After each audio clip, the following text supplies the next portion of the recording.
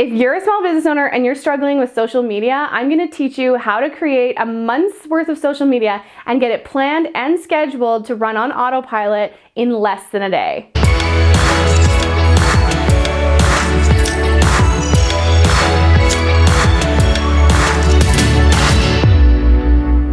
As small business owners, you know that a couple of resources that you're really low on are time and money. So when it comes to putting your effort into things like social media and marketing, they have to be paying off. Otherwise, it's just not worth your time. This is why a lot of small businesses really struggle with social media, and that's just because they don't have a strategy, they don't have the know-how, and they're not really clear on what the intention behind their social media is. This is why it's so vital to have a clear strategy for your social media so that every single day you're not wondering what to post, you're not posting the same kinds of content and really like fatiguing your audience, but you've got like a good strategy, a nice flow of different kinds of content, different types of content, and different things on different platforms so that your audience is just always really happy to see you when they see you on Instagram, Facebook, Snapchat, wherever you're posting your social. If you haven't checked out my last video on how to create a content calendar, please click above here and check it out, because that's going to be one of the first steps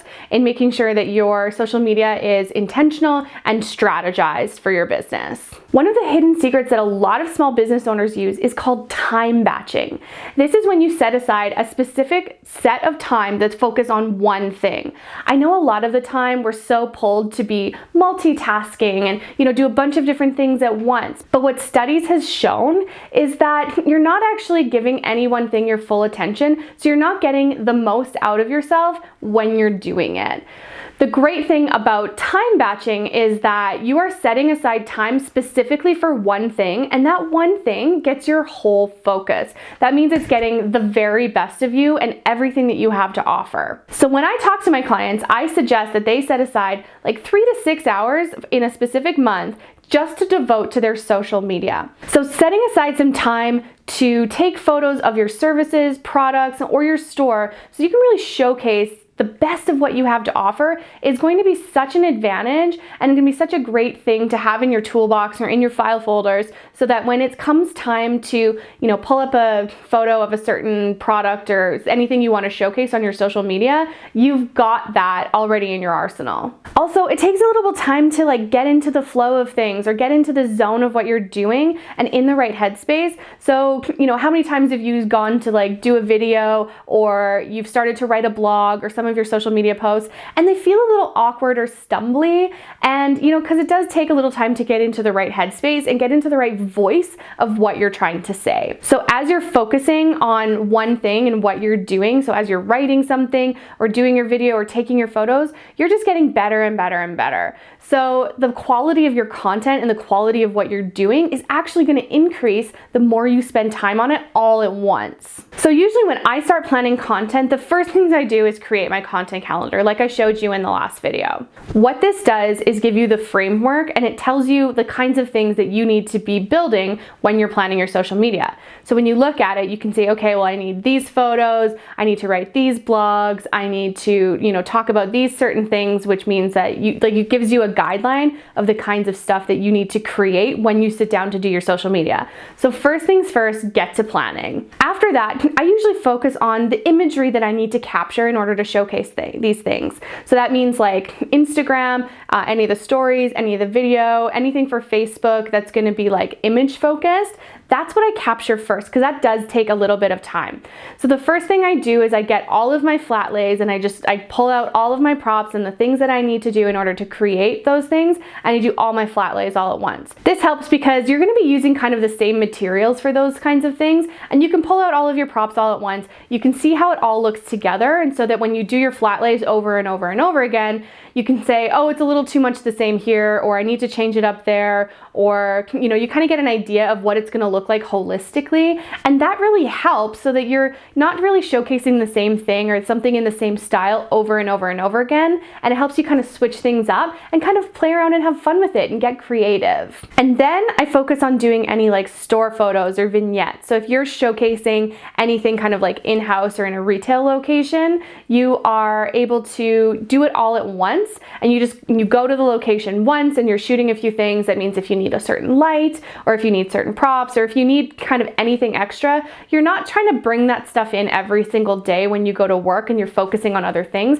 You're doing it all at once. And the great thing about this is you can pick like a dead time in the store when you don't have that many customers, or you can pick some time when the store is closed so that you can really just focus on getting that photography done, and you don't really have to worry about like too many things going on in the background. The next thing I do is then I just go in and edit those photos. What I suggest to most of my clients is really investing in the right apps and some presets. If you're interested in what apps I use to edit my photos for social media, just let me know in the comments and I'll think about doing a video for you guys. And a lot of the time I suggest that my clients, especially small business owners, really invest in some presets and, you know, either building them themselves or, you know, buying them from a photographer that's selling them online, something that's really easy for you to just apply to a bunch of the videos and just make small edits and tweaks so that your aesthetic is pretty much the same and consistent across your entire feed or any social media that you post, and really just sort of showcasing the ambiance of your business.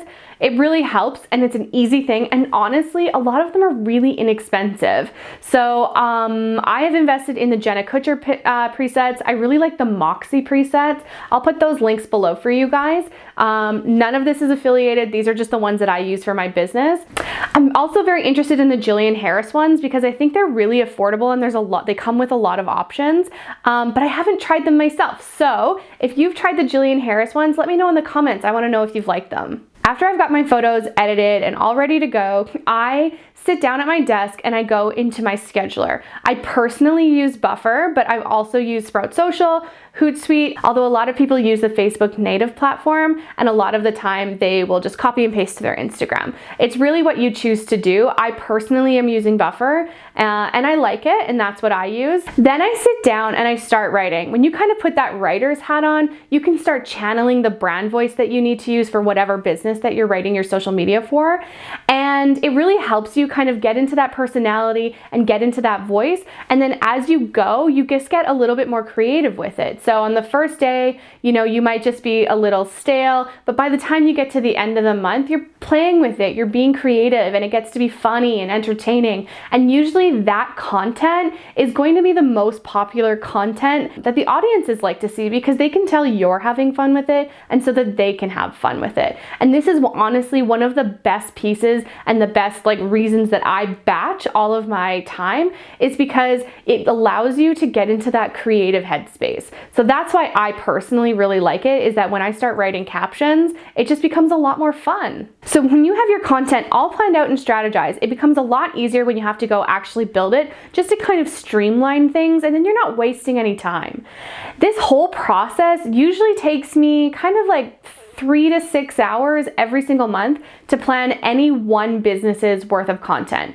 Now, usually this is about 1 post a day, and a lot of the same types of content will be tweaked a little bit across different channels, but generally the topic is kind of the same thing. So if the photo might need to be cropped a certain way, or you know, you're adding hashtags or whatever the thing, depending on the platform. So you're making the most and you're kind of reusing this content across the platforms. However, this whole process doesn't take me that much time. And so this is what I suggest when I train teams and build them their content strategies, so that they make their social media manageable for themselves by batching their time when it comes to content creation. So I hope you liked this video. If you did, please like, comment, and subscribe, and to see more videos just like this one. And let me know more of what you want to hear about your social media below in the comments. Thank you so much for joining me, and I'll see you next time.